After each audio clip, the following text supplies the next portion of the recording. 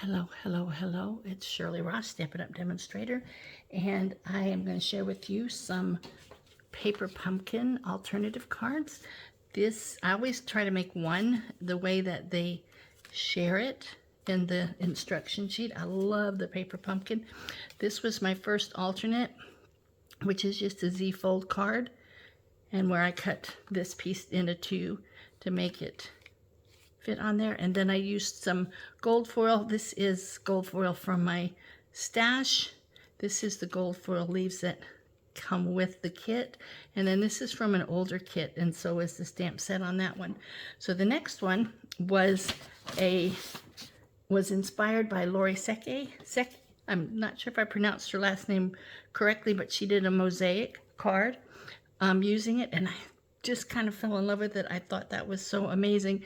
So I came up with some measurements. I did 1-inch squares. I'm putting them approximately 1/8 of an inch apart. And so I did all the measurements. I do have a PDF that will be available for that if you wish. Comment and I will send you one. So I started with the matte piece. Now I'm redoing it, but I'm doing it the opposite way. I'm doing the gold still, but I'm using the Gorgeous Grape and then the basic white. And I made the Gorgeous Grape a little bit smaller than it shows here, just a little bit. Opposite. I'm making the basic white matte is a little bit smaller when I did it in the grape, so it's just showing a little bit. I think I kind of like this one better because that gold kind of hides the Gorgeous Grape, but I wanted to do it that way. So then I wanted to share with you a little tip on how to cut the mosaics.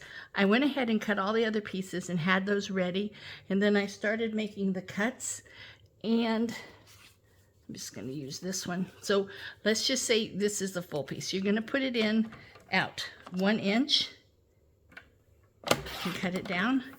And then since this one goes all the way, all four from the bottom to the top, you would just do 1-inch pieces. And you would go ahead and put them on, I'm just going to put them here.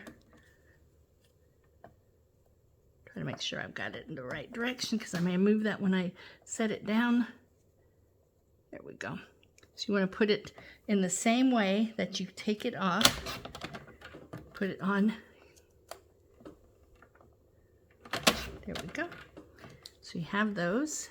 Now when you go to do the next one, try not to mess up what we've got started there. Cut it down to 1 inch. Oh, I did 3/4. This is still 1 inch. This is 1 inch. So when you do the next one, it's only going to be the top two. So go ahead and cut 2 inches off of the bottom. And then cut your 1-inch pieces. And go ahead and place them where they're supposed to go. And that way you know you have it ready. And that way when you go to do it, like I have it laid out here, I can just pick up each piece, put the glue on it, attach it, and do the next one. And then I have them all right there in placement of the way I want them to go. The next little tip is I did the square and I used the embossing folder. It's a beautiful embossing folder. And I put the piece in a diamond shape that way, so that when I put it on, it'll have these images, the embossed raised images going in at an angle, which I really like. And I use the Spotlight on Nature die. I will get the name for that one for you, and that will be the one that I stamp the sentiment on. And of course I pop that up with some foam dots. So that's just a real quick, some real quick tips on creating this card, an alternative card. The other thing is if you're using the Stampin' Up, the corrugated, I call it corrugated cardboard die, I know that's not the name, use the number 1 and number 4 plate because it is considered a 3D